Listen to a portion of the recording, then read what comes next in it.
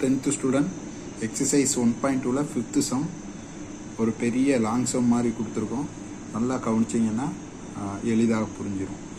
A company has 4 categories. ஒரு கம்பெனியில் 4 கேட்டகிரியில் வேலை இருக்குது. எம்ப்ளாய்க்கு of employees given by so அந்த கேட்டகிரி என்னலாம் அப்படின்னா அசிஸ்டன்ட் கேட்டகிரி, அதை ஏன்னு டினோட் பண்ணுறாங்க.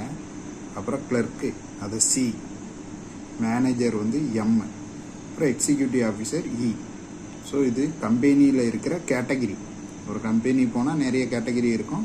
ஸோ இதில் ஒரு 4 கேட்டகிரி கொடுத்துருக்காங்க: அசிஸ்டன்ட், கிளர்க்கு, மேனேஜரு, அப்புறம் எக்ஸிக்யூட்டிவ் ஆஃபீஸர். இப்போ இவங்களுக்கு எல்லாம் சேல்ரி கொடுக்கணும் இல்லையா? ஒவ்வொருத்தருக்கும் கண்டிப்பாக சேல்ரி வேறு வேறு தான் இருக்கும்.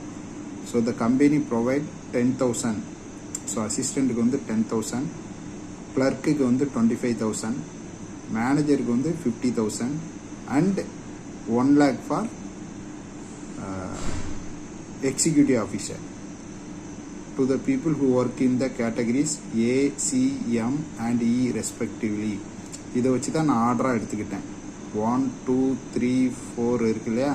ஸோ ஒன்றுக்கு நேராக அப்படி ஆர்டராக அசிஸ்டண்ட்டுக்கு 10,000, 10,000, கிளர்க்குக்கு வந்து 25,000, மேனேஜருக்கு 50,000, எக்ஸிக்யூட்டிவ் ஆஃபீஸருக்கு வந்து 1 lakh. இது சேலரியாக கொடுக்குறாங்க. இதுதான் அந்த கம்பெனியில் இருக்கிற நிலவரம்.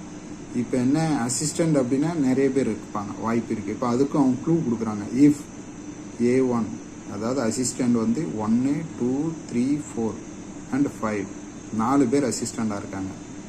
தென் கிளர்க் எத்தனை பேர்? 1, 2, 3, 4, 4 பேர் கிளர்க்காக இருக்காங்க. அதுமாரி மேனேஜர் எத்தனை பேர் இருக்காங்க? 1, 2, 3, 4, 4 பேர் இருக்காங்க. எக்ஸிக்யூட்டிவ் வந்து 1, 2, 2 பேர் மட்டும்தான் இருக்காங்க. இப்போ என்னென்னா, if the relation R is defined by X or Y. So ரிலேஷனை டிஃபைன் பண்ணியிருக்காங்க X or Y அப்படின்ட்டு. இதில் X அப்படிங்கிறது சேல்ரி, Y அப்படிங்கிறது போர்ஷன். இதுதான் நீங்கள் கவனிக்க வேண்டியது. X denotes, X எதை குறிக்கினா சேல்ரி, தென் Y வந்து portion. So where X is the salary given to a person Y. Express the relation R through an order pair and arrow diagram.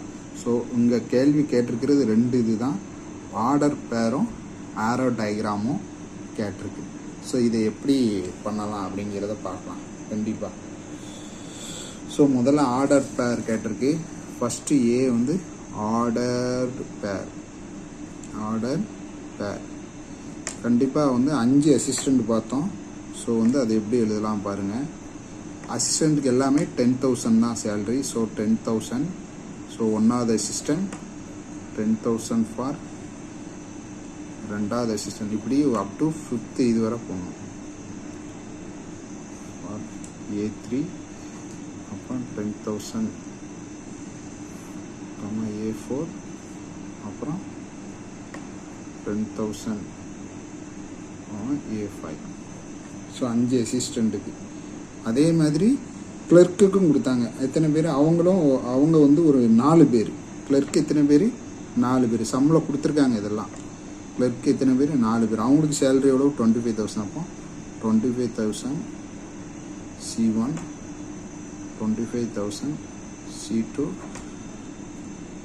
25,000 C3, 25,000 C4. அப்புறம் மேனேஜருக்கு. Manager எத்தனை பேர் இருந்தாங்க? மேனேஜரும் 4 பேர். ஆனால் அவங்களுக்கு சேலரி 50,000. ஸோ 50,000 மேனேஜர் ஒருத்தர், 50,000 செகண்ட் மேனேஜர், 2வது மேனேஜர் 50,000, மேனேஜர் 3, அப்புறம் 50,000. ஸோ 4 மேனேஜர் முடிஞ்சுது. நெக்ஸ்ட்டு எக்ஸிக்யூட்டிவ்க்கு 1 lakh, 2 பேர். 1, 2, 3, 4, 5, 1 lakh, சரி 5. எக்ஸிக்யூட்டிவ் 1, அது 1, 2, 3, 4, 5, 1 lakh. எக்ஸிக்யூட்டிவ் 2. ஸோ இதான் ஆர்டர் பேர் பண்ணிட்டோம். இப்போ பி ஆரோ diagram.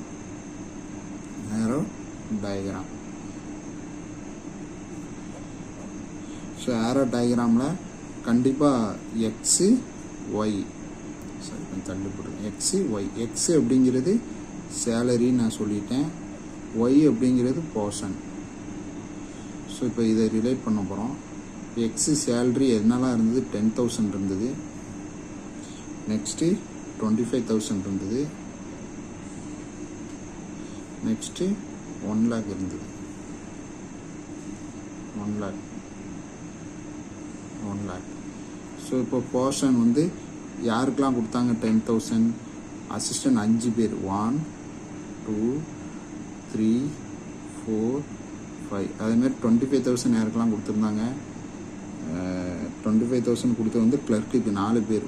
C1 C2 C3 C4. இது E1 E2. ஸோ இதை ரிலேட் பண்ணணும், அவ்வளோதான். அடுத்து 25,000, அடுத்தது 1 lakh. ஸோ இவ்வளோ தான் ரிலேஷன். ஸோ இதை நீங்கள் ஓவல் ஷேப்பில் போட்டாலும் சரி. ஸோ இப்படி தான் ரிலேட் பண்ணணும். ஸோ நான் கேட்டிருக்கிறதுல ஆரோ டயக்ராம் போட்டாச்சு, அப்புறம் ஆர்டர் பேரும் போட்டாச்சு. ரொம்ப எளிமையாக இருக்கும். சரிங்களா? தேங்க்யூ.